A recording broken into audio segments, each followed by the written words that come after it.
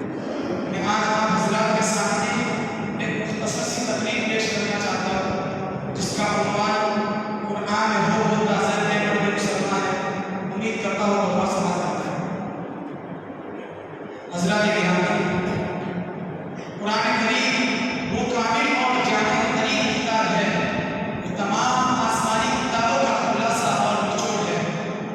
قرآن کریم وہ نسخہ دنیا ہے جس کی تلاوت کرنا، جس کا دیکھنا، جس کا سننا سنانا، جس کا سیکھنا سکھانا، جس پر عمل کرنا، جس کی کسی بھی حیثیت سے نشر و اشاعت کی خدمت کرنا دنیا اور آخرت دونوں ہی کے لیے عظیم سعادت ہے۔ اس کے اندر بنی نوع انسانی کو خواب غفلت سے بیدار کر کے ہدایت و رہنمائی کا پیغام دیا گیا ہے۔ جیسے اللہ تبارک و تعالیٰ فرماتے ہیں شہر رمضان الذی انزل فیہ القرآن ھدی للناس وبینات من الھدی والفرقان، تو کہیں فرماتے ہیں ان ھذا القرآن یہدی للتی ہی اقوم، تو کہیں ھدی للمتقین، تو کہیں ھدی للعالمین فرماتے ہیں۔ در حقیقت یہ ایک ایسی کامل اور جامع صفات کتاب ہے جو اللہ تبارک و تعالیٰ نے اس کے محبوب محمد عربی صلی اللہ علیہ وسلم پر نازل فرمائی اور اس کی تبلیغ کا حکم دیا۔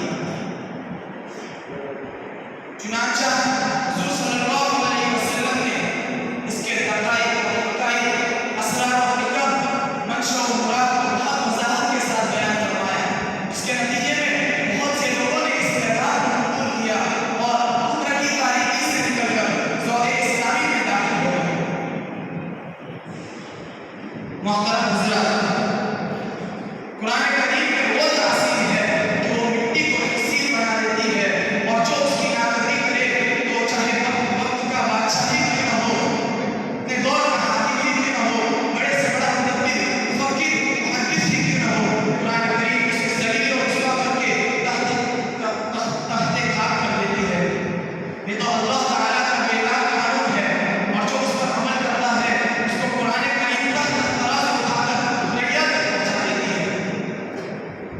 یہی وجہ تھی کہ جب محمد عربی مکی مدنی صلی اللہ علیہ وسلم کی درسگاہ قرآنی میں ابو بکر آئے تو صدق و صفا کی رہنمائی لے کر صدیق کے منبر پر جا رہے ہیں، جب عمر آئے تو عدل و انصاف کی تعلیمی لے کر فاروق اعظم بن جا رہے ہیں، جب عثمان آئے تو شرم و حیا، صبر و تحمل کی درفشانی لے کر گڑی بڑی حنین بن جا رہے ہیں، جب علی آئے تو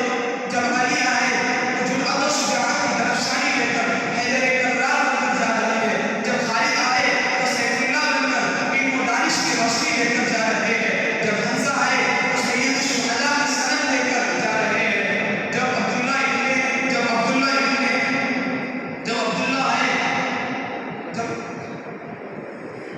عبداللہ ابن عباس آئے تو علوم قرآنیہ سے مالا مال بن جا رہے ہیں، قربان جائے صحیح کتاب پر جس کی تعلیمات نے کامل کو مکمل، شریف کو اشرف، فاضل کو افضل، جمیل کو اجمل، حسین کو احسن کے مقام پر پہنچا کر ہدایت و رہنمائی کا سامان کھول دیا۔ ملت اسلامیہ کے پاسبانوں، اگر تم ہدایت و رہنمائی چاہتے ہو تو قرآن کی تفسیر کا مطالعہ کرو، اگر تم کامیاب معاملات ہونا چاہتے ہو تو قرآن کی آیات کو دل سے لگاؤ۔ آخر میں ایک شعر کہہ کے اپنی تقریر مختم کرتا ہوں۔ اللہ اگر توفیق نہ دے انسان کے بس کا کام نہیں، اللہ اگر توفیق نہ دے انسان کے بس کا کام نہیں، فیضان محبت عام صحیح عرفان محبت عام نہیں، یہ دور کہاں کیا